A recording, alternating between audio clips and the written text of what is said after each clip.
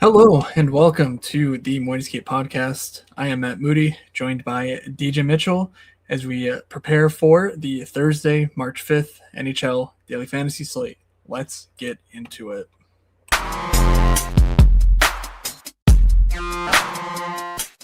You're saying they're looking like an idiot. Well, is that any different than normal? This is the first time I will admit was unbelievably wrong. DJ, it's been a while. It's been, did we do a Saturday show? We did, right? Did I talk to you on Saturday? Maybe. I think. I don't remember. Yeah. I can't remember that far back. I think we did. Anyway, We did. Yeah, we did. It's been a few days then. Because on Tuesday, Matt stepped in your place. MN Matt, if you missed it, you missed out. The best show of the year, many people are saying. Just me. Everyone said I'm it. saying that. But yeah, how has your week been? And how is your Wednesday going? Week's been very, very good. Tuesday was a smash fest. Wednesday is not a smash fest yet. But there's still time for it to be smash-like. So, fine. I mean, yeah, I have not talked to you since the big Sunday win. Well, we've talked, but not live on air. So congratulations. You finally got one. Good for you. You watched me win the Olympics and you're like, well, I got to do something. And you're just like, I'll just win like, I don't know, 19K. No biggie. I'm not busy. I got to play the nuts because that's what wins apparently. Yeah, it is. You are normally rewarded if you play well, if you play the best plays. I thought yesterday was going to be a fucking nuke. I posted 2 bets in the MSP Discord, and it was because there's 2 DK boosts, and there was like 20% like just baseline boost, 5-1 Gritsuk goal. Slate flips over. System plays Gritsuk. I go, if you haven't bet it yet, you've missed out. Like, he's scoring. First period, easiest goal of all time for Gritsuk. Never a doubt. And then I did a same game parlay before the news broke officially of Gunther with Keller at 5-on-5. Basically, I'm trying not to get my account, blocked, even though I'm a giant fucking donkey. So they'd be stupid to block me or limit me or whatever. But I was like, I think this is going to happen. So I'm going to bet Gunther goal, Keller assist. And because the boost was the same game parlay with 3 legs, I said, well, let's grab someone from Montreal in the late game, and I shopped around in Dobson. Okay, cool. I like that. First period, Gunther from Keller, Giga Smash. It was like a 16-1 SGP if Dobson gets a point. They scored 12 goals in the game and no Dobson point. Just, the most heartbreaking of ways to not win, thousands of dollars. But I almost pulled the DJ in the betting streets on Tuesday, as they call it. They have been calling it that. Yeah. 3 of the 5-on-5 goals, or 3 of the goals for Montreal came at 5-on-5 with Gooley and Matheson on the ice. And then they had 2 power play goals, 1 with Dobson out there. So just didn't quite get rewarded. Sometimes pain is inevitable. But we have 8 games on Thursday. It kind of feels like a normal Thursday. We haven't had like a normal 8-gamer in a long time. That is true. And I should say there's a bit of a delay in us starting the show, and that's because old friend of the show, Doug, built a Twitter scraper specific to a slate that like tries to summarize the news for me, so it takes me less than an hour and a half to update the Excel before every slate. But I had to spend an hour debugging it because, I'm an idiot. So I had to get that working, and then I had to update the sheet once it got working and everything. So I actually did not pull together the Excel for, the rainbow sheet for tomorrow. So I am doing that right now. Is there any other way you can stall for time for the next 35 seconds? Sure. I mean, trade deadline is here. So that's really the main nonsense slate overview stuff. There's a number of players that will, we see it on Wednesday night. We're going to see it on Thursday night. And probably Friday as well, be held out or what have you. Some players that are maybe pie in the sky type guys that like maybe get moved, maybe not, probably not, etc.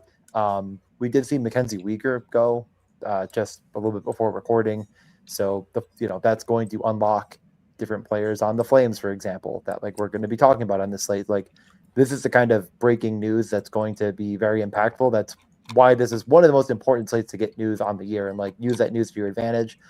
But there'll be more news to come. Like there will be a player held out tomorrow that we don't know about now that we may say something about, and then we'll change the slate entirely. So it will delay the process.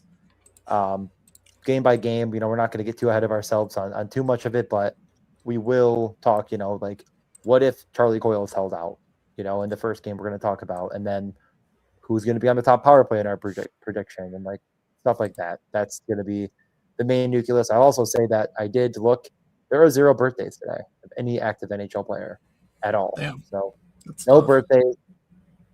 It's the worst news. But we start with a Sergei Bobrovsky revenge narrative.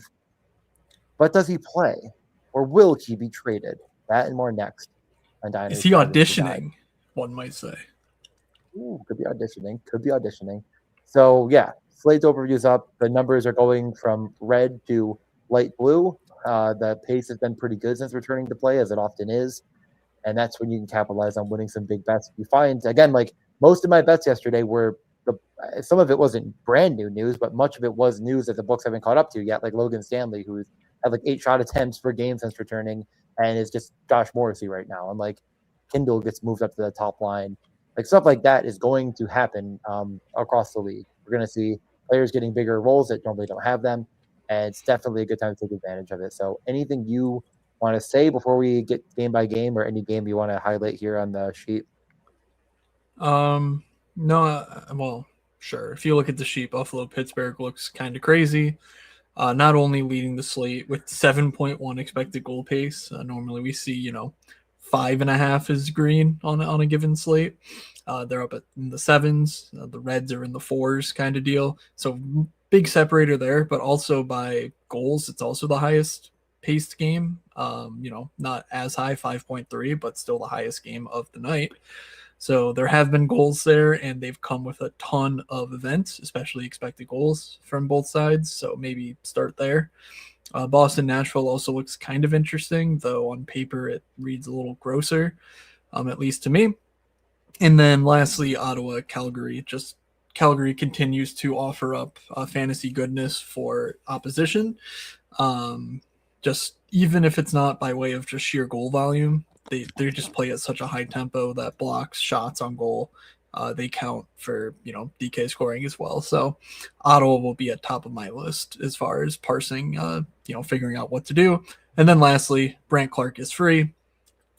All hail Brandt Clark. But yes, yeah, against a back-to-back Islanders team as well. Okay, then let's get into game number 1. First game of the slate, as I already alluded to, is Florida at Columbus. I would say first, but let me ask you this, Matt. If I said which team in this game would be leading the Pacific Division had they had been moved to the Pacific Division, would you say Columbus or Florida? Because it's Columbus. And that is in large part to do to just how good Columbus has been as of late. They just seemingly win every single night, don't care. Florida, on the other hand, seems to continue to lose every single night.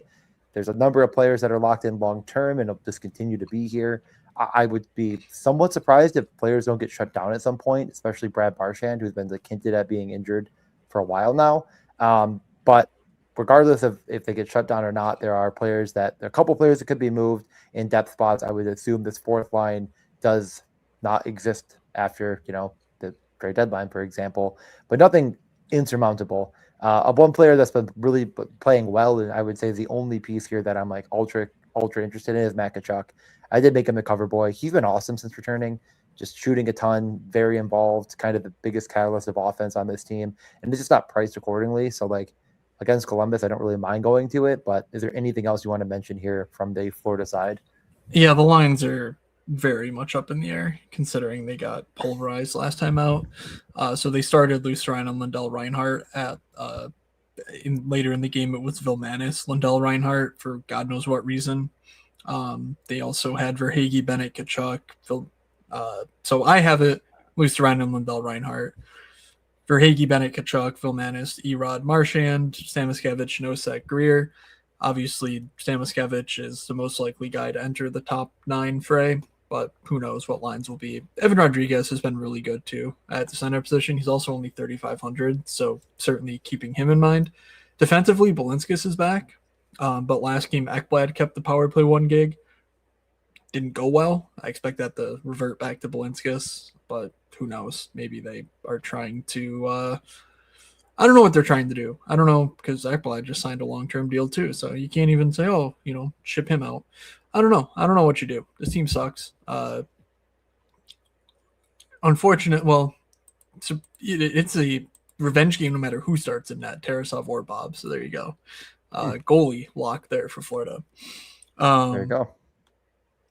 On the Columbus side of things, we still don't know Zach Werenski if he plays or not. Didn't play on Tuesday again, so now he's had another day to rest. Maybe he's in for this playoff push. Maybe he's just not good to go. I don't know, but got to keep an eye out for that because if he doesn't play, Provorov is once again one of the better plays on the night, getting 27, 28 minutes, power play role with Marchment, Fantilli, blocks bonus. Pretty much, yeah. I mean, any guy who plays 28 minutes is going to be a good play. Like, that's just kind of, the long and short of it. Yeah, especially at that price. I mean, he's just too cheap, all things considered. And, did he lose the top power play role? I didn't think so. No, okay. You did it, Mark, there. I was probably like, did he lose it? Well, it'll be back to Werenski. Yeah, it's Werenski if he plays, So, yeah, I mean, top power play, top penalty killer out there, empty net situations, like I said, basically a preloaded blocks guy and actually has some propensity to shoot. So, yeah, no problem there. Obviously, I am Werenski to see if that comes to fruition.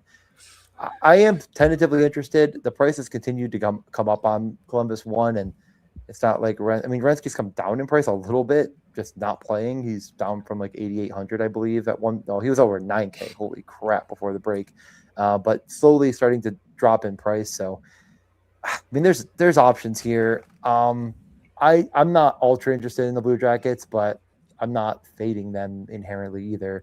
Are there any of these depth pieces that you like? Yeah, I mean, Charlie Coyle is continue to produce, and he's still only 4,600. Some of the shine is off, obviously. He's no longer the fancy new toy, and that price is not, punt like he was when he was 3,500. But it's still a good value for a guy averaging nearly 12 expected fantasy points a game and running red hot at 15 actual fantasy points per game. It's hard to find that much upside in a player at this price, regardless of matchup. Kent Johnson moved into the second line to replace Boone Jenner. Jenner is out for this game again, so 3,100 Kent Johnson, power play 2 of Sean Monahan, 4,100. They have Danton Heinen on their line. It's less than 10K for a nominal second line. You could do significantly worse. It's not the best, though. Johnson, Monahan, Severson could be, a cheap way to play a stack that doesn't include Danton Heinen. Slightly better, but yeah, top line 19,000 for Marchment, Fantilli, Marchenko. I don't know. I get it. I like this matchup for them, but without Werenski especially, it's a tough pill to swallow. Yes, I agree. So I will probably not be playing it. We could move on to game 2, back-to-back Toronto. They are tied with New Jersey now, so might be heading off to overtime, getting a little bonus hockey there. They let Luke Hughes score. I didn't know any team was allowed to do that, but they found a way to do it. So, yep, Toronto at the Rangers. You want to talk about another team that sucks? So 2 bad teams basically out of the mix. Could both be moving guys for sure. Like not even a remote question if either of these teams could be moving pieces. I think both will. I think the Rangers are probably anybody could be technically available, but there's some players in Toronto that will be kept. But certainly keep an eye on, the fringe kind of around the Nick Waz and things of that nature. They should be moving. So someone could get a bigger role, and definitely check the last game, which is not quite over yet. Anything on Toronto going against a very, very bad Rangers team you want to mention off the top? Yeah, I mean, with all their inactive guys, Easton Cowan stepped in alongside Matthews and Nylander. They scored a goal at the tail end of a power play. As you know, I think they just moved to a 5-on-5 configuration there. So he's not power play one, but he's 2,600 all the same. And on the top line, in the brief showing we have of him in the NHL so far, he's been quite good as well. So or, not quite good, but he's been league average, productively, which for 2,600 on a line with Matthews is quite good. Um, Nyes, Tavares, Domi, it's cheap enough in this matchup to consider.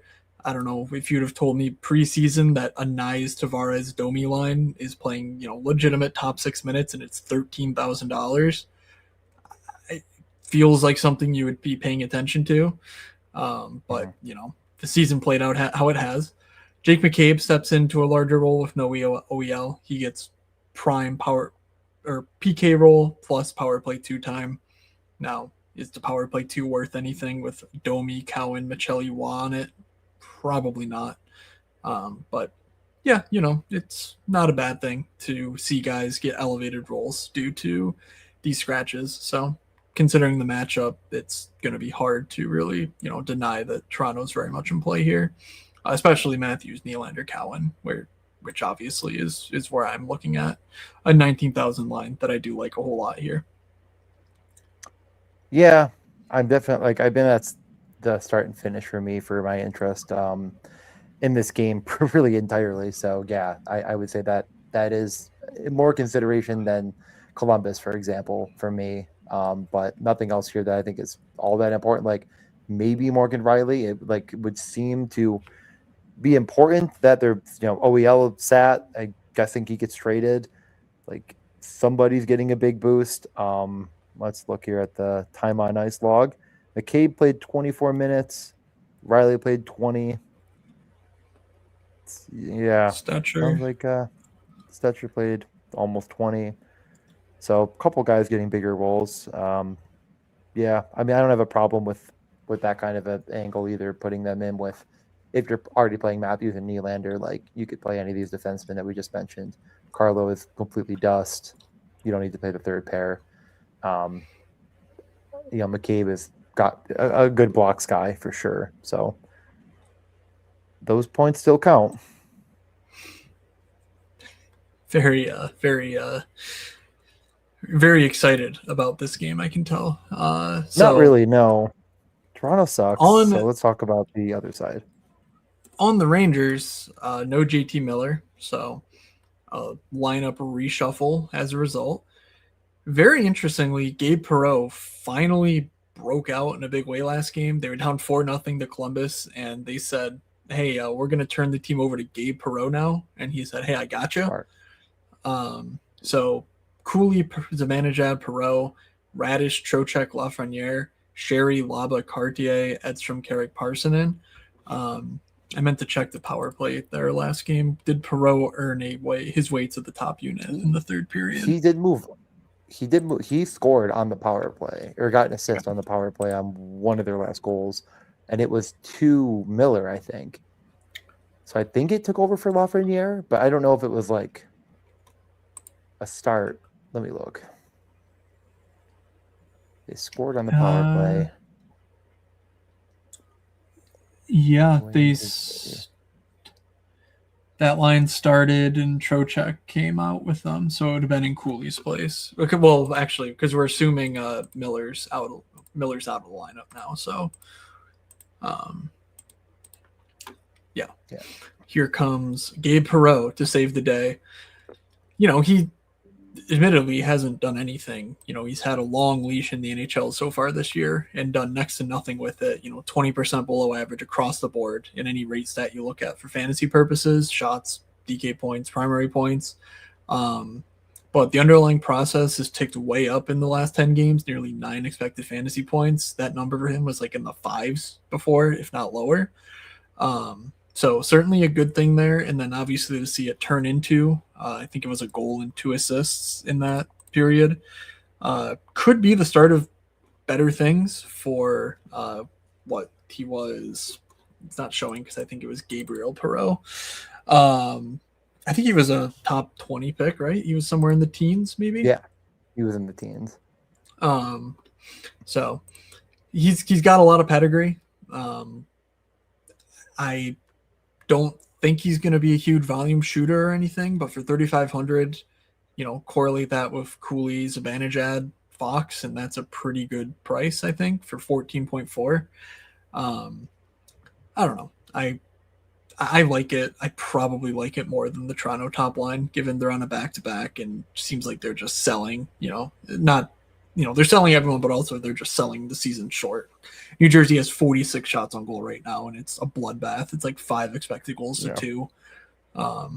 So I like the Rangers side here if you're not going Toronto goalie. I agree. I definitely like the punts here quite a bit. Like, I'd rather go cheap than expensive. I mean, not that there's all that much expensive other than Zibanejad, but I agree. I honestly don't mind Lafreniere, Perreault, like any of these guys. Check the lines tomorrow, see if they don't change. I think it's honestly an interesting game regardless, but I kind of like the Rangers side too, just fine. Yeah. So this I don't was mind that practice. This was practice. We should have, should have this. All right, next, let's talk about another boring game. Utah goes from DC to Philadelphia.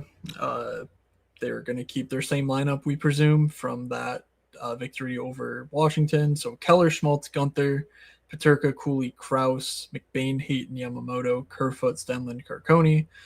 They traded for Mackenzie Weegar. I imagine he's not going to be ready to go by Thursday. So I would expect it to remain a top 4D of Sergachev, Durzi, Schmidt, Marino. But keep an eye out, obviously. It's going to the U.S. Yeah, it's going to the U.S. where they have the immigration issues always, right? Yep. Yeah. So almost no way Mackenzie Weegar plays in this one, and maybe not this weekend either, but we'll see. In any case, the interest is pretty limited to Keller, Schmaltz, Gunther for me. Anything else from you? Top line or bust in this entire game, probably. I think it's just this top line. I don't have a problem with Sergachev either. He had been shooting quite a bit since coming back from the break. 5,400 is just fine. I think it's gonna be tough to play it on this slate because there's a lot that I like that is expensive that we haven't gotten to yet. But I do, I would not mind saying make it a 4-man here. Like I said, Sergachev has been shooting a lot, 5,400, very involved with the top line, and I mean not Washington. Philly can give up goals and punches. They're both winning kind of stuff, so I'm fine with it. Not to the moon and back on anything here. There's not one play I think is the clear nuts, but Gunther is always a one-offable, even with this lineup configuration. I still think you could just say the volume comes to him and the goals, and the other guys only end up with 7 or 8. He gets it just kind of breaks up the points a little bit if he scores and has 5 shots. He is a piece of the equipment as you're showing. This game sucks. It's going to be boring. It should be low event. I'm not overly interested in kind of pulling overboard here. It's the worst game on the board by expected goals, by actual goals, by pace. There's really nothing about Philly that screams, DFS upside.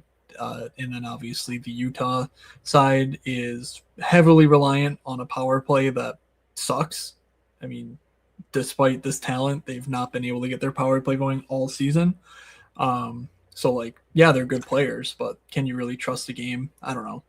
I like Gunther as a one-off 6,500. You mentioned Matthew Tkachuk earlier. I think I'd rather just play Gunther one-off instead. Probably right. But, whatever. To each their own. Tkachuk has been slightly better by the expected and the actuals last 10 games here. It's just the problem down the lineup is I think all these lines will split ice time. It's not like there's going to be 5 minutes to one of these lines that really boost everyone else. So it's top line or bust. On the Flyer side, apparently there were new lines last game. I did not verify this myself. So they played in a shootout against Toronto. Wow. maybe did not know You that want, happened. yeah, New Jersey might do the same here right now. So um, with we're Konechny yeah, out, they moved Tippett up, and he played 22 minutes, so that's nice. yep, We do like Tippett good minutes, stuff.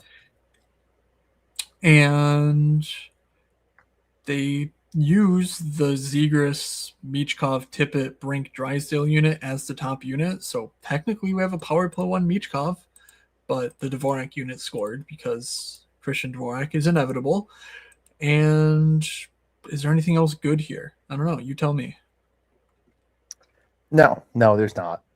This like Utah's really good defensively, and I just don't really think there's any point in jamming in a not very good configuration of the Flyers with players that are like you could obviously play Noah and Tippett like that goes without saying at 5100, but I think going overboard here is a really bad call in a really bad game where they should be the worst team. So it's going to be a no for me, dog. Okay. Michkov is 4,200. He's been dog shit lately, not doing anything out there. So tough How do you really scenes. feel? But if you wanna mix Tippett, Michkov, or something, I don't hate the idea just because Tippett, we know if Tippett gets there, he does so in a very fantasy friendly way.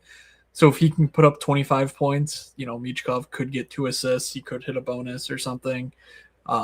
Not likely, so I'm not likely to play Michkov on his own or stacked with his line mates, but because Tippett is such a singular fantasy asset, that would be how I would do that if I had to.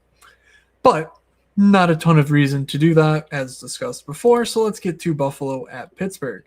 Buffalo, apparently they are trying to convince Colton Parayko to come play for them. I am trying to convince Colton Parayko to not come play for them. And we don't really know who comes out of the lineup to make that trade happen. Is it Noah Ostlund? Is it Jack Quinn? Is it nobody? Is it everyone? Did they trade the entire franchise for Colton Parayko? Seems possible. So, any thoughts on the Sabres here?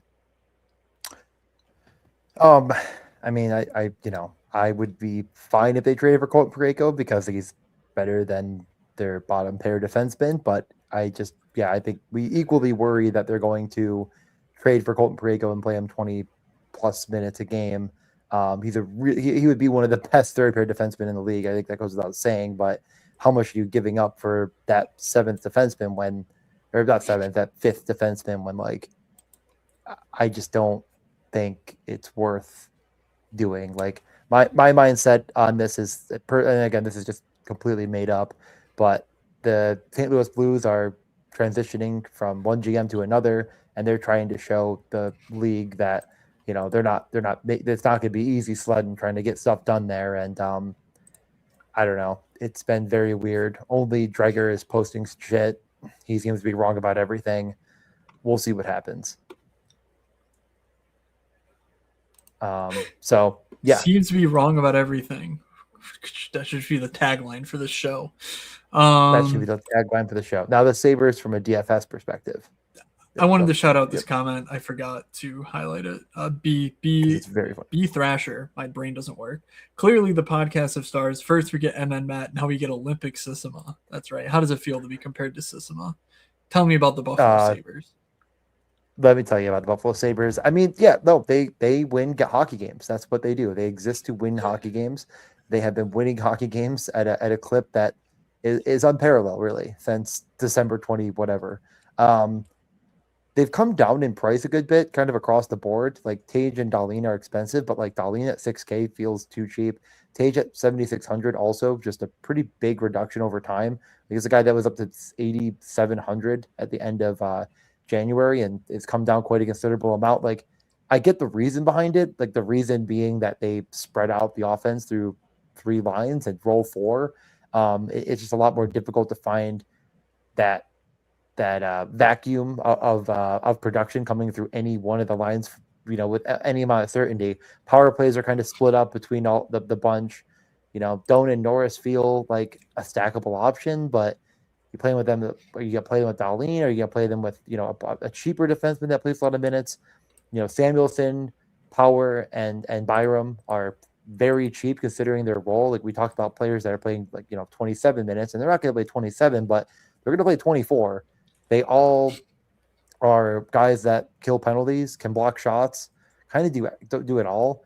So like there's options here in a game, which again is the marquee game on the slate for volume, two teams that are very competitive in the playoff race, kind of everything you want and more. And yet I struggle to say like definitively I know which line on the Sabres I want to play. I'm just such a fucking idiot sucker for Josh Norris that's probably what I'll end up having, but that doesn't mean you should. So what do you think, Matt? Yeah, I think if you stack Sabres, you want multiple defensemen, honestly. Like, this pricing is kind of crazy for just how good their decor has been at generating fantasy points. They're not the safest, like there are certainly nights where you'll get 4.3 from a defenseman but whatever. But that's the case for any defenseman on, almost any team other than, even on this slate. Are there even any of the true alphas, especially if Ferensky misses? Sergachev, Dahlin, Yossi, Radish. Like, we're missing Makar, we're missing Bouchard, like that's sort of what I'm trying to get at. To the point where there's not going to be this guaranteed lock it in type play at defense. And if the Sabres get there, it's likely through these top four defensemen, given how much they play, like you just said. 3,100 for Byram, 37 for Samuelson, 6K for Dahlin. I'd probably go like Dahlin, Byram or something. And if I'm playing Tage, go like Tage, Dahlin, Josh Stone, Byram, and just say, there's my 4 stack, get some more forwards from elsewhere. I think that's an interesting way to go about it. But yeah, I'm curious to see what they do in the next 24 hours, given all the trade speculation that's surrounding them, and that may change things as we need to consider it for Thursday's DFS slate here. Sure. On the other hand, Pittsburgh just lost to Boston on Tuesday, so we'll see if these lines stick, but they did move Kindle up to the top line between Raquel and Rust. Gives them a true top line, which is very good for us from a DFS standpoint. Again, if it doesn't stick, that would kind of suck, but Kindle played 17 minutes, Rust 22, Raquel 20.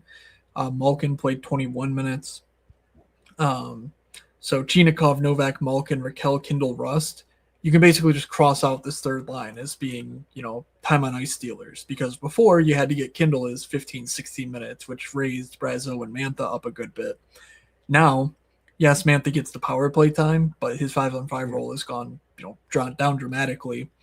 And in the game state where it's like a high flying game, you're not going to see a Chari Dewar play a ton. Now, if they're trying to hold the lead, sure, come on down, Nola Chari. But without Blake Lizotte especially, there's some question as to how much this bottom 6 will play, which makes me like the top 6 a whole hell of a lot. Just before I let you talk, 14.8K for Raquel, Kindle, Rust, and 13.3K for Chinikov, Novak, Malkin. Both of those sound really good to me. Yeah, I would not fault anybody for playing either of those top 2 lines.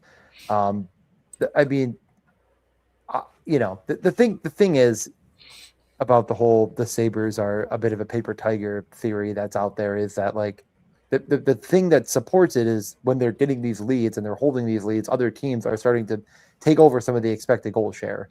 And if those expected goals become real in a game, it's going to win a DFS slate. Like that just can happen at any point in time. So the Penguins, I think, set up really well for that. I mean, it did kind of happen once already.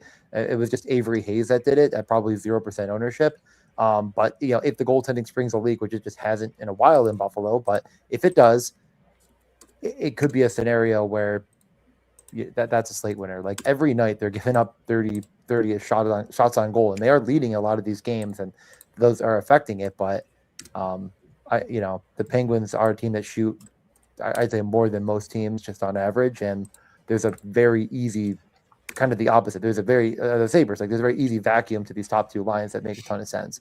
The perfect correlation is frustrating, but I still think you're fine playing Raquel, Kindle, Rust, or Chinikov, Novak, Malkin for the 5-on-5 and getting a lot of still power play usage between the the top two units. So I do like the Penguins a lot tomorrow. Grubauer starts. I think you mentioned a Yep. goalie to me earlier. I did have Decord in, and now I have Grubauer. Great. All right. That's Pittsburgh for you. Boston at Nashville. Again, this game also profiles quite well via the rainbow sheet. Kuznetsov, Lindholm, Pasta is 16.8K. Kuznetsov, he's Kuznetsov. He's unlikely to get there in any sort of appreciable way for fantasy, but Lindholm Pasta played, I think, each 23 minutes last game. Quite good stuff there. Middlestat Zaka Arvidsson remains one of the most underpriced second lines in the game.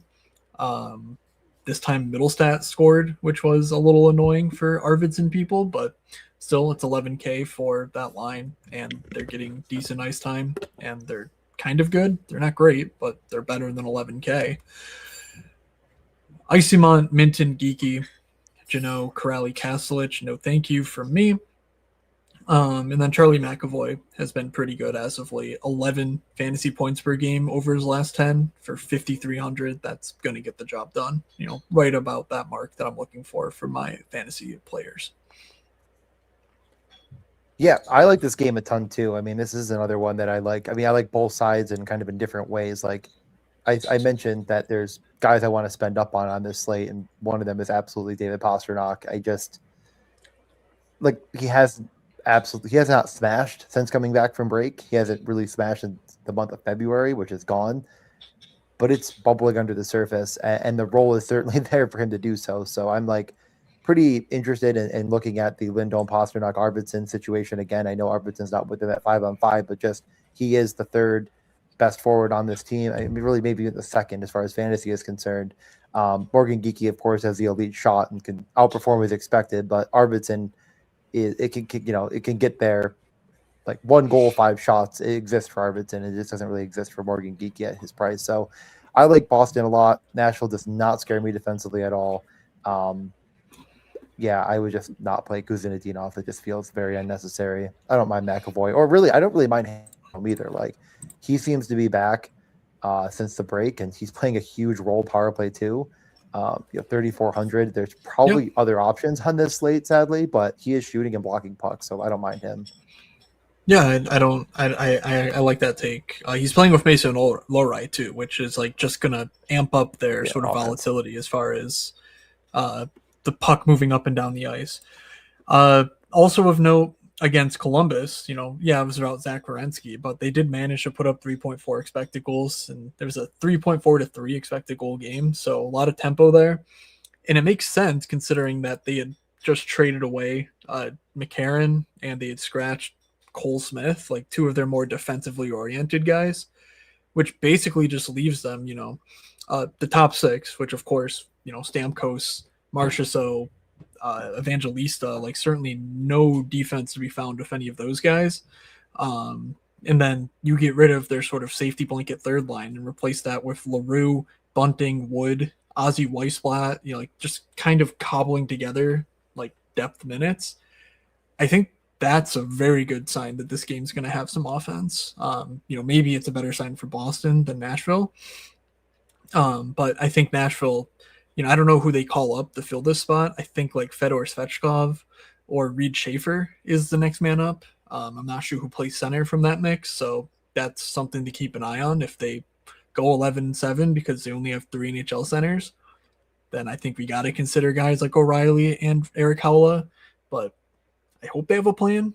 They're a Barry Trotz managed team, though, so they may not have a plan for who's going to take a goddamn face-off. They traded Nick Blankenberg right before the pod, right? Did I dream that up? Yeah, they did. No, that was real life. Yep.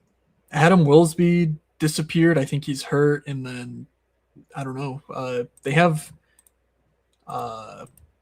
some other guy who's young in Rochester ties, but I don't think it's David Ferentz anymore. There's another guy who had Rochester ties. It's in the AHL who they could call up. But anyway, a lot of moving parts in Nashville, but it doesn't really take away from this top 6. That is 15.7K top line, 14.9K second line, Stamkos, Riley, Marchessault, Evangelista, Howla, Forsberg. Hard to say which I prefer, but both of them are pretty solid. And this game is ripe for the pickings as far as game stacks are concerned, in my opinion. Yep. Yeah, Evangelista took over the top power play from Marchessault, and they scored. So that might stick. I'd be surprised if it didn't. Okay, I thought Forsberg was just on the ice still, or am I thinking 2 games ago? I don't know. I don't know what you're thinking. I'm not in your head yet, but I'll get there. Or did they? Maybe I could be wrong. Yeah, they may have yeah, scored. It was a shift change. It was a shift change. Okay, so that might just be wrong. Whatever. Regardless, I don't really care between the two. I like them both, and I don't think you need to get crazy with either of the stacks. Like you could, I mean, and you're, we're trying to figure out like which other defenseman is the guy that you might want here, and it just might just be Yossi. If you have the money, try to get up to Yossi because, like I don't really want to play Perbix or Nick Hague or anybody like that. So I definitely don't want to play Brady Shea. So I probably just if I don't have Yossi money, I might just not do it. I'm of 2 minds when it comes to that Yossi decision because, like I just laid out, like it's pretty clear that he's the alpha defenseman here. Like you could argue Rasmus Dahlin, especially for 1,300 less, is the play. But Yossi's been incredible. Logan Stanley and Brant Clark though coming up later, and Calgary, the vacuum they leave with Zane Parekh, they may need to be factored in as far as like, okay, well Yossi's the top guy, but can we cobble together value from elsewhere? So that's, I guess, something to consider as well. And Provorov, if Werenski doesn't play, and then Werenski's up there. So all that to say, I don't really think I'm actually finding my way to Roman Yossi here. Yeah, I doubt I have the money, but I just think it's Yossi or nobody, and like that's fine. And of course, let's keep in mind here that Nashville already has created a couple of guys, and Stamkos and O'Reilly are at least mentioned in rumors, so could be guys to consider. Riley also, they have him listed on DraftKings as day-to-day. He was injured in the third period. Oh yeah, he took that stick to the eye. Yeah, to the eye. So just keep an eye on if he plays at all, and if he doesn't, McCarron's gone. Like we're saying, like another, like I mean, honestly, Speshkov could come in and immediately be put into a role where he could be of note. What's Brady Martin up to these days? I was gonna say, how do we get Brady Martin back in the mix? But yeah, it's I mean, again, like oops, no centers kind of situation in Nashville, and it's kind of been that way the whole season. And they're like, why can't we win games when we have no centers? Good one, Barry Trotz. You really outdid yourself this time. I still like the game stack. Okay, there's gonna be guys in huge roles that are important, but I'm struggling to. I'm starting to like Boston, the Boston 3-man a little bit more, and a little bit less wanting to stack Nashville. What? O'Reilly got hurt with about 12 minutes left in the game, and they went to Marchessault, Stamkos, Haula, Forsberg, Evangelista, Matthew Wood. Well, you've given me Wood, so Matthew Wood, come on down. 12. He's gonna play 12 minutes regardless. Who cares? But I'm gonna be able to tell myself a story that will be different this time. Yeah. So keep an eye out for that. No. Yeah, that actually is. It might just work for us. No. Yeah, O'Reilly certainly should have thought of that. You ever watch Nashville and you just see Matthew Wood just jumping off the screen and they just don't play him? I don't know. I do not understand. So keep an eye on Matthew Wood. He is. I mean, he's probably bad defensively. I guess I don't know, but he absolutely rocks offensively.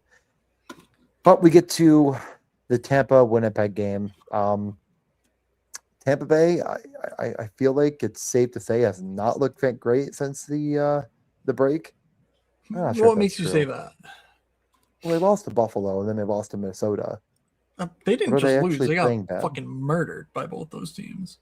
Yeah, that's true. Well, 5-1 that game ended up. I guess I kind of stopped paying attention. It was like 3-1. But yeah, and lack of depth is concerning.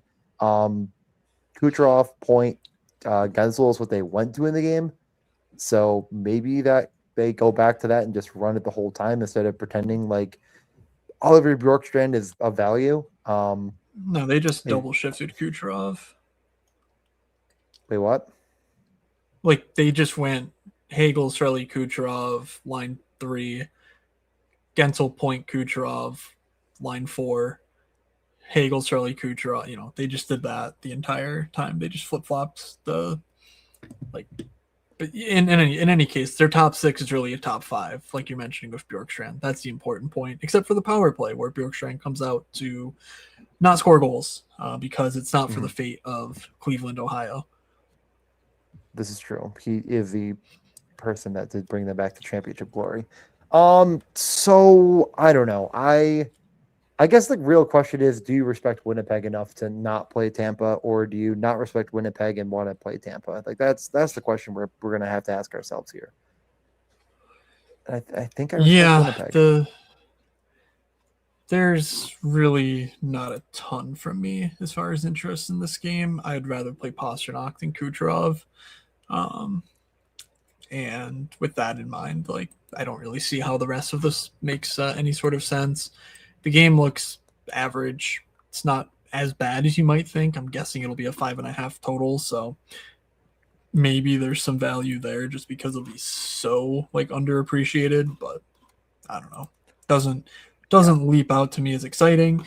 And the reason I would play this game is more so on the other side. So there's nothing here that I would look at. But for Winnipeg, Tampa, we still have Logan Stanley. Yeah. Coming in at 4,200, just significantly mispriced for the time on ice he's currently getting. Josh Morrissey is expected to try to return this weekend, so I think that rules him out for Thursday. I think they said targeting Saturday. So one more game of Logan Stanley. Let's enjoy it while we have it, in my opinion. And then you can stack that with any of the power play one. But Cole Perfetti has been their best fantasy player. He scored last game again. I think got 4 or 5 shots. So kept it going after we said good things about him on Tuesday's show. Yeah, no, he's been awesome. Like he has not had a game with under 3 shots on goal since January 27th.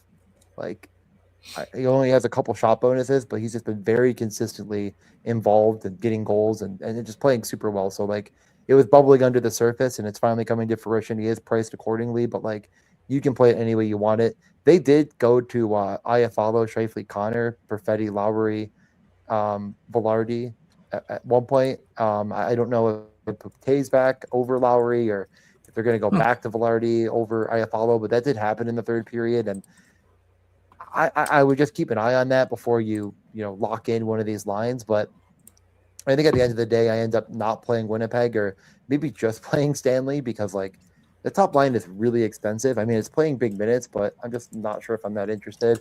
And I don't know if I want to pay 5,300 for Cole Perfetti, but I could consider it. But I think I end up. It's a little more interesting now because Perfetti Velarde would be tightly correlated. It's still a bit expensive. Yeah. Velarde's not been worth the price, but it's very much a upside home run play that you could shoot for. Yep. It's a good mid-tier stack. Throw in Stanley and it's something. So I don't mind it. Tampa's just like we said played horrifically, and Winnipeg's been just fine. So I don't like it that much, but it's fine. I think I'm just more interested in the next team we're going to talk about. If you're gonna kind of go with the somewhat expensive route, I think I just like Ottawa. I mean, I like few of my top teams are just Ottawa, Boston. Like those are probably the two. And Ottawa has some expensive-ish pieces, but like Drake Batherson feels very underpriced, like very, very underpriced at 4,800. And I'd like to take advantage of that. I'm sure others will as well. He's been absolutely red hot. 4 goals in the past 2 games. Tons of shots on goal, tons of attempts, tons of just electric play from him as the Ottawa Senators try to claw their way back into the playoff mix. And they're playing a very bad, even more depleted Calgary Flames who certainly could be sitting guys out. There's still a lot of guys that could be on the move here. So, yeah, I mean, what are your thoughts on the Ottawa Senators, who I assume will be very to pretty chalky? Yeah, pretty to very chalky. I'm trying to... I mean, it's a 5.5 total, and Ottawa's minus 150. Now, we did this exact same fucking thing with Dallas for, they were minus 120. Is that, no. Calgary fucking sucks. So, I'm actually going to go bet Ottawa money line right after I finish talking here. But, I don't think the team total is going to be above 3, which means I don't think ownership will get that high. We're going to have, 3.5s elsewhere on the slate. So, thanks to the 6.5 totals. So I find it likely that Ottawa comes in, appropriately owned, like not super high. And for that reason, Batherson, again, jumps off the page. He dealt with injury at the beginning of the season. He's been basically a point per game player, went into the break, came out of it firing. Like that's exactly what we're looking for. He was hurt. He got time to heal up. He was already good before that. The price doesn't really reflect even how good he was before, but now he's even better. And the matchup's perfect. Yeah, Drake Batherson, one of the top plays on the night. Tim Stützle hit 3 posts against Edmonton. Certainly could have used that extra point there, but good try, guys. You almost got there. Giroux, just a guy. Kachuk, Cousins, you can pick one of those guys, play him with Batherson, Stützle. You can play Kachuk, Cousins, Batherson. I think that's what Matt and I agreed on last show. Which maybe we cursed Tim Stützle to hit 3 crossbars. So, tough scenes. My apologies. And otherwise, Chabot, Jordan Spence, both get secondary power play time. Both good fantasy producers per minute. Ways to stay cheap while building around studs in Ottawa for sure. Ottawa minus 150 on the score. Yes. Instead of minus 162. So I just bet that myself. Hey, we did it. We made money on this show. We'll see about that when Ottawa somehow finds a way to snatch defeat out of the jaws of victory like they love to do. So, yeah. I mean, you could convince me to game stack this because we're going to get to it. But yeah, either of the top 2 lines. Jake Sanderson's come down in price a pretty considerable amount as well. This is a guy that was in the sixes pretty regularly, down to 5,600, still same role, just hasn't really produced at the same clip. But if you're going all the way in on Ottawa, throw him in there if you'd like. I'm leaning towards, honestly, Kachuk, Batherson, Stützle, and Sanderson myself, just kind of crossing the lines a little bit, but I don't think that's a problem at all. Going 4-man, that's one of my favorite stacks of the night. And if you were going to try to game stack it, I mean, are we releasing Zane Peryak? I think it's pretty obvious that the answer is yes. With Uyghur out, they're gonna install Braden Pahal back into the lineup. Like, Parek's gonna be power play 1, Kevin Ball probably power play 2, but like Parek has all the prospect pedigree that's trading Mackenzie Uyghur is even more so than Nazem Kadri, in my opinion. Them just saying, yeah, we need to go long-term rebuild here because I think Uyghur's a little bit younger than Kadri, if not significantly younger. But all the same, he's out the door. So it's a youth movement. Parek gets the number 1 chance at being a impact power play defenseman right away. 2,500, I think he gets 20-plus minutes here. I don't see them giving Hanley Pahal a bunch of minutes. So sink or swim time for Parek. He's gotten some seasoning in the NHL. He's played 4 games in the AHL, apparently nuked down there. Pretty fun stuff. 3 times the rate of primary points and nearly 85% better shot rate than the average AHL defenseman. So he's too good for the AHL, and he's very good for the NHL, in my opinion. So, yeah, it's slappy time. Zane Parek, lock of the night. If you had to guess, if you don't have it up right now, who by just a hair led this team in time on ice last game and is a defenseman, who would you guess? Kevin Ball. No. Zach Whitecloud. No. Not Uyghur. Yan Kuznetsov. Yan Kuznetsov, who has had 4 blocks bonuses in the past 5 games, playing over 20 minutes every single night. And like, he's not a crazy rate shooter, but like, he has had a couple games in there where he's put a couple pucks at the goalie accidentally.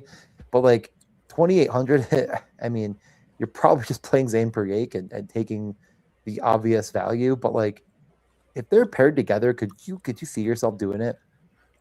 Just saying, like, total punt defense.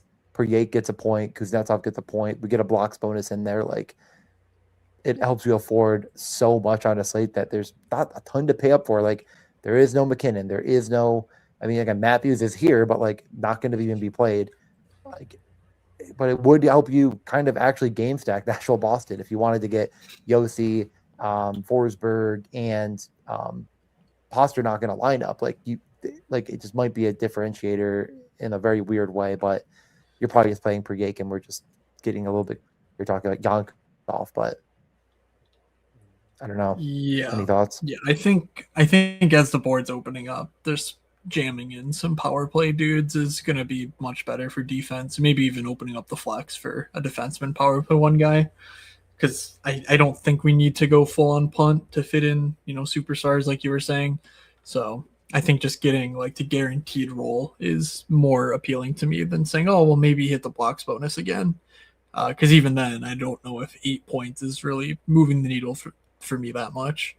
But okay, that's fine. Anything else you want to mention? There's many ways to skin a cat. The corpse of the Calgary Flames. You want to talk about Gridden again, or? No, nothing new here. Greedon continues to have decent underlyings. He's 3,300, and Kadri remains cheap at 5,400. Though, if he gets moved, he's probably a scratch here. So keep an eye out. Yep. Last game, we get to the Islanders at the Kings. The Islanders are in action as we speak against the Ducks. So playing a back-to-back, we don't know of any news yet out of that game. But heading into that game, Ryan Pulock was confirmed to miss. I believe he's out for Thursday, but I guess I don't know that for certain. Mayfield moves up to play with Schaefer. Don't really know if that does much of anything for anyone. Not that big a deal. Horvat, Barzal reached 7K. Schaefer's nearly 6,000. Feels a bit rich for me personally, but maybe I'm the crazy one because I think this Kings team is pretty good. You are the crazy one because you think the Kings team is pretty good, but I don't mind it in this game at all. I'm not going to. I'm playing the Islanders on Wednesday night, so it'd be disingenuous for me not to say that they're interesting. But on this slate, I just can't see myself paying up for Horvat, Barzal, and Schaefer again. Like it's Schaefer's been every bit rewarding of 5.9K, maybe even could consider like the way he is playing is insanity for his age, and like I get that he feels expensive and just is not. I'm not going back to it here. This is just way too much salary to spend in a back-to-back game against a Kings team that just frankly isn't quite dead, but on life support. I think the Kings are still more. Were you the one who told me this, or is it somewhere else that mentioned the Kings are more likely to make the playoffs than the Kraken? Kraken, yep. No, that's what FanDuel had last I looked. I mean, it's definitely down right now. We'll check if that's true tomorrow. But going into tonight, Wednesday night, so it was like almost. It was like I think they were minus money for the Kings and slightly plus money for the Kraken, and it's like, what do they know that I don't? But the Kings team is really good. They were led by an absolutely horrendous coach. On the Kings side, yes, that's right. It's that time of the show where I tell you to put all of your loose assets on Brandt Clark. I call it betting the board. You type in to your little app, you go Brandt Clark, and then you see what's offered, and then you bet yes, or you bet the over, or whatever you do, because I am firmly of the belief that this guy, used properly in the correct role, is a top 5 fantasy defenseman right now. He's got the pedigree as a top 10 draft pick in 2021, but just what we've seen from him has been outlandishly good for the minutes he's received. And under this new head coach, now it's just one game, but hey, you've heard of Artemi Panarin, Anze Kopitar, Adrian Kempe, right? And maybe Adrian Kempe is someone I've been banging the drum that they should be gluing Brandt Clark to because they have such good results together on ice over the past 3 seasons. Well, against Colorado in the first opportunity, Brandt Clark was glued to Panarin, Kopitar, Kempe. Now, Clark scored on the power play, only had 2 shots on goal, but I think he had 6 or 7 attempts. He played 24 minutes. It was everything we had hoped for. There is a massive barrier in the way here. It looks like Drew Doughty returns. So this is kind of the test of DJ Smith to say like, hey, can you figure out that Drew Doughty sucks and that you shouldn't be, dragging down Panarin Kempe with him? And I don't know if he passes it, but I'm willing to take the chance because I think Brandt Clark's upside is that explosive. And I would be remiss to say I missed it. I missed the Brandt Clark breakout because I think Jim Hiller was just the absolute worst coach for Brandt Clark's career progression. Yeah, unfortunately, that is true for poor Brandt Clark. But yeah, he's been unleashed, top power play. And you're not going to believe it, but they're scoring now with them out there. What a novel concept. So yeah, all of that to say, DJ Smith also things didn't go too well in Ottawa, but he was given a different scenario for sure with one of the youngest teams in the league at the time. And now he has one of the more veteran teams. So hopefully he doesn't fail the test too miserably. I love Brandt Clark, everything about him. This team is very, very much underperforming their expected. Hopefully they get a couple guys back. The top power play was, Kempe, Perry, Kopitar, Panarin, and Clark last game. Laferriere played a ton of minutes as well, but you gotta get a couple more guys back from whatever injury and sickness and stuff because things are a little bit dire right now offensively for them. Yeah. But I don't mind it. The Islanders they have holes, they have warts, and a back-to-back game against the Kings, it could be the perfect spot to capitalize. So I do like the Kings a good bit. With all that being said, there's 8 games. Byfield, we went through them all. Yeah, Byfield remains out here, by the way. Yep. Don't know Sad, if that was but true for addressed. the best ball bags. Who could have told you that was a mistake? Nobody said it ever once. Nobody. Nope. You're right. Nothing. All right. It's about that time. Top stacks, guaranteed goals. Let's do it. So, yeah, I mean, I've already, I think, planted my flag pretty firmly on a few teams. I will start with Boston, Pasternak, Lindholm, Arvidsson. Okay.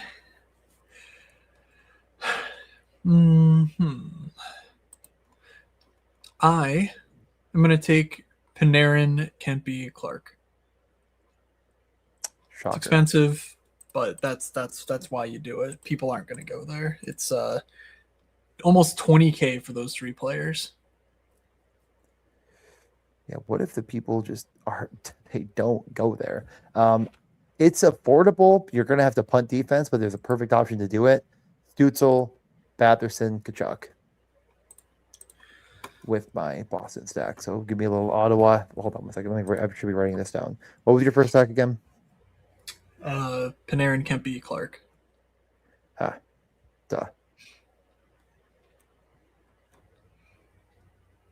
Okay. All right. Stack number 2.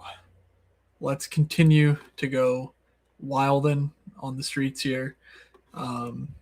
Give me. Should I just? You know what? I'm just going to take a Pittsburgh line. I should actually give out good plays here and play good instead of being a fucking dumbass playing Rangers. Pittsburgh is the obvious option. I'm going to go Chinikov, Novak, Malkin. It's a little bit cheaper than the top line, and I really like Tommy Novak still. They had a down game against Boston. It happens. But I think the situation's there that they're going to condense minutes more than they have in the past. Okay. Do you want to start with their guaranteed goal, or you need a minute? Well, I'm just going to guarantee a Gabe Perreault goal because I was very close to going. Yeah. I was close to going Rangers stack. And give me Gabe Perreault 3,500. He moved on to the power play unit. His expected goals are really, really good too. This is not like just a roll. Like he's been doing it for the roll increase. Yes, and his sort of superpower, if you're talking about who's this player sort of deal, he's more of like the brain. He's the guy who sees 7 steps ahead. Like I think he still is the U.S. development. The U.S. NDP. Their team, I think he has the most points in that program's history with everyone who's gone through. Maybe I'm wrong there. That could be made up, but there's something there where he set a record there, and he's not the most talented guy out there, but he's the smartest guy out there. So if you like some savvy, he's your guy. And scoring 3 points in a period last game doesn't hurt either. Is that good? I have not heard this theory. That might be good. That's good. I'll check with my sources, but yeah, I think it's good. Okay, they're saying survey says that is good. Give me, how much was Perot? I don't want to just fall right into your vacuum. 35.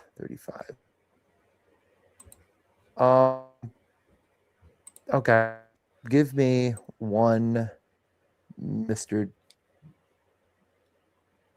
Got to get in your way. Who? No. You cut out. Gunther? It's fine. Is that sort of your range? Okay. Nope. I'll go Gunther, 45. That leaves you 4,500. So I like that. Okay. Dylan Gunther. In the 7K range that I have left, a few good options. I prefer Philip Forsberg of the bunch, 7,100. That was the guy I was looking at. Game stack. And that's who I stopped myself from saying, because I was like, I think that's exactly Gabriel. And I just went down 1,000 to Gunther. I mean, this is going to shock the world, but give me Josh Norris. Oh, God. Of course.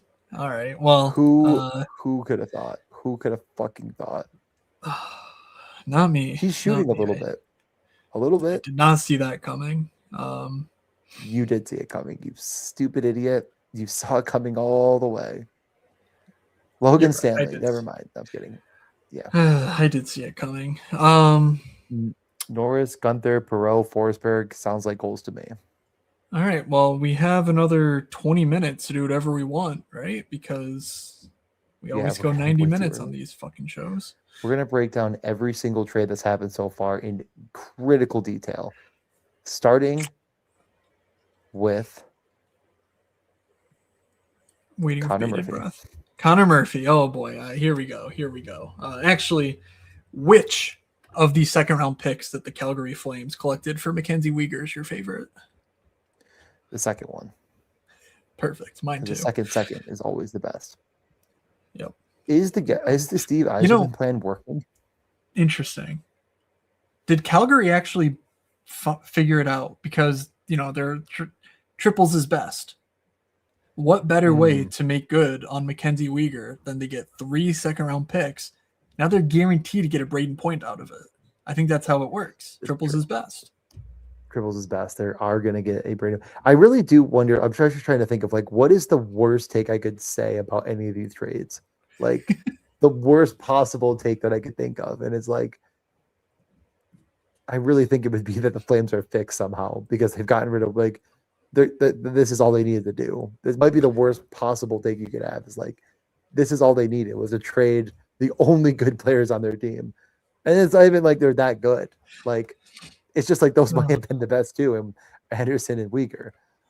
And that's saying a lot about how bad that team was to start the year and how you seem to be the only person brave enough to say it. I'm still the only you just saw that the Ottawa Senators are minus 150 against them. I know I put $100 on it. I don't know what we have to do to convince these people that this team sucks, but use your eyeballs. I don't know. Yeah, they are bad. Want to break down the Arnold Palmer Invitational or just get out of here? I mean, yeah, we should get out of here, but we should talk golf more on the Discord. The people deserve it if the people want it, get in on there. The tennis is back and going. We're back in the US, so no more weird slate starts for tennis, so I will be in there. I post a little sheet every day that breaks down each matchup based on my ELO stuff that I pulled from Tennis Abstract. So fun times going on in there. Trade deadline, of course, with all the action and stuff. If you don't want to be on Twitter all day, but you still want to, have a single source of information, the Discord will have, live posts basically pulled in as things happen. So someone will pull it, someone will post it basically, and we'll discuss it in great detail. We will figure out which of these second round picks is actually the best.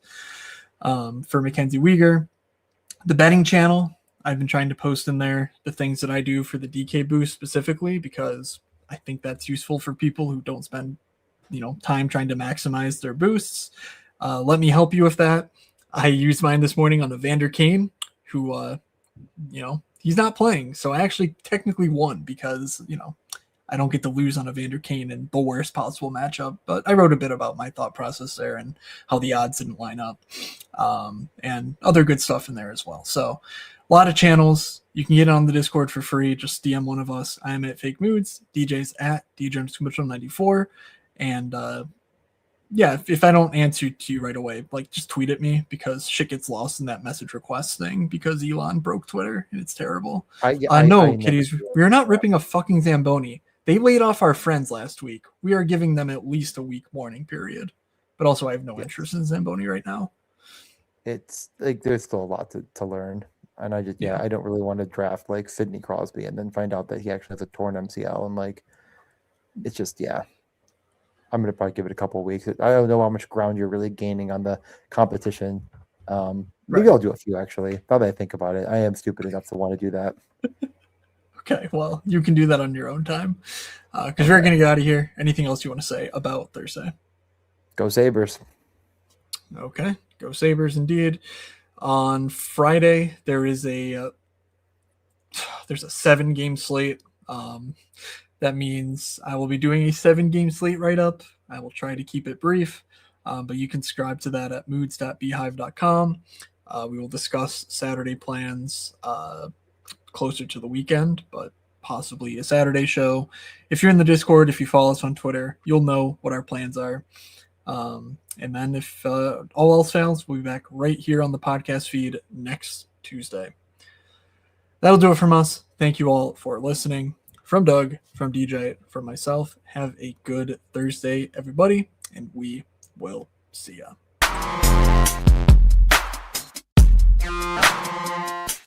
You're saying they're looking like an idiot.